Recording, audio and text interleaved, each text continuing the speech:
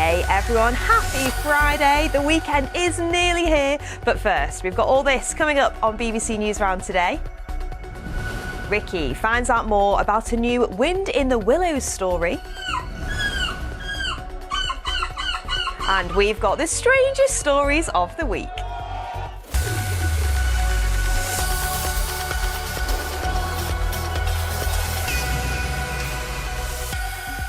First today, schools have closed and thousands of people have left their homes for safety after a large unexploded Second World War bomb was discovered in Plymouth. Specialist Royal Navy teams have been working through the night to prepare for a controlled explosion. The Army will place sand-filled containers around the device to try to protect nearby buildings from the blast. Among those that have been moved away from the area were pets, including these 4 kittens.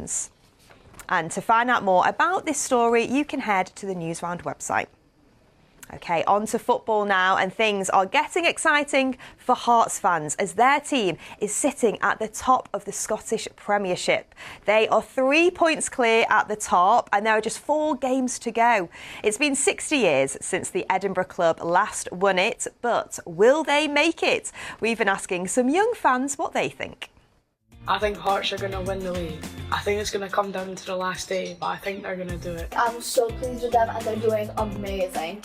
Let's see if they win the league. I'm really nervous. I think it's going to be super tight, but I really hope they win the league. I think Hearts are going to win the league this year because we've got key players, Lawrence Shankland, he can hold up the ball, hit proper shots, get a few good goals.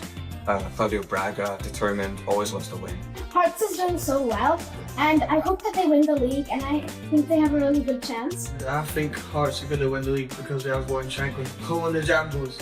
I think Hearts are going to win the league because we've got loads of quality players like Shankland, Braga and Hamilton, and I've been really confident since we beat Celtic 2-0. Well, you can do this, guys. Just think of all the teamwork, all the hard work you've been through. You got this. Come on, Hearts!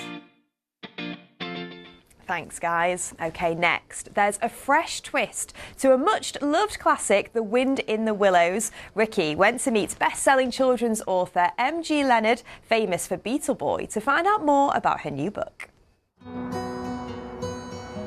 Mayor, here we are this morning, a beautiful spot. The weather is good for us as well.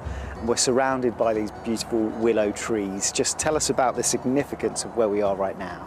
So to your left you can see the River Thames and to our right is this wonderful Bisham Woods, which both places, locations, were the inspiration behind Kenneth Grahame's famous book The Wind in the Willows.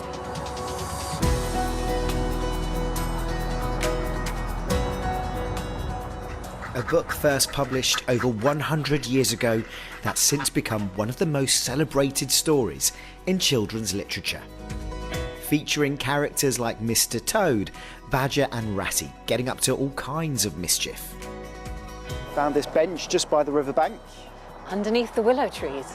Well, the classic story has been reimagined by children's author M.G. Leonard. Why did you want to write another story continuing this world of The Wind in the Willows? Well, at first I didn't. You didn't? No, I didn't, because to me The Wind in the Willows is a very precious story. It was read to me as a child when I was about 5 years old at bedtime. I've always thought it was a piece of perfection. But one chapter always left Mayor with a series of questions about what happened to a little otter called Portly. And in this chapter, Ratty comes home to Moley of an evening saying that Otter's really worried because his son Portly has gone missing and everyone on the riverbank has been searching for days and can't find him. As a child, I just wanted to know, well, where's he been? What's he been doing? So when the publisher said, are you sure there's not any character from Wind in the Willows that you could write about? I suddenly thought, well, if you let me tell the story of what happened to Portly, I would love to do it. And that's how it all came about. One of the things that's lovely is to trace the path of the characters. And so when I was writing Portly, the Otter's Adventures, I actually used E.H. Shepard's map.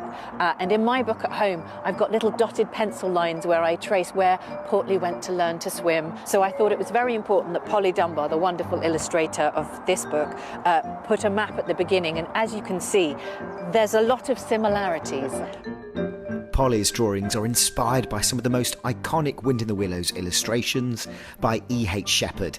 The original hand-coloured works are kept securely at the University of Surrey. Are we allowed to hold these? Yes, you've got clean hands. Clean so hands, yes. we've washed our hands. So small, but so important to your story. Yes, this is the book that was read to me at bedtime, and so to see the actual original illustrations laid out here, you know, both drawn and then coloured by E.H. Shepard is so special. For more than a century, these characters have been part of our lives. Now, a new audience will discover them as their adventures continue.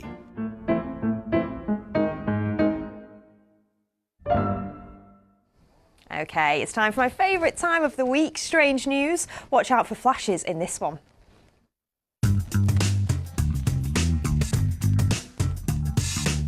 First up this week, here's an unusual competition.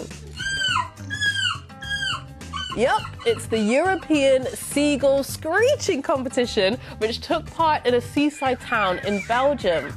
More than 70 competitors from 15 different countries were judged by a panel of experts on how good their impression of a gull is, with the aim to encourage people to think more kindly of the seabirds, which some people see as annoying. I have no idea why. And if seagull screeching isn't your thing, then maybe this is. It's Estonia's first pig squealing contest. Participants, young and old, offered their best swine-like sounds, ranging from grunts and grumbles to one contestant's opera-inspired pig wail. The event aimed to highlight pig farming in Estonia, and a few real piglets were also present at the event, but they weren't allowed to enter and they didn't look very impressed. Finally, after all that hard work, I'm sure everybody needs cake, and this one could feed, well, everyone. Over 100 Italian pastry chefs broke the Guinness World Record for the longest tiramisu, making a cake that was over 440 meters long. The Italian-style cake used 1.5 tons of mascarpone cheese, hundreds of kilograms of sugar, and around 20,000 eggs. It was made over 2 days by chefs in London. Any left over for me? Guys, come on, where's mine? That was one of the best strangers, I have to say.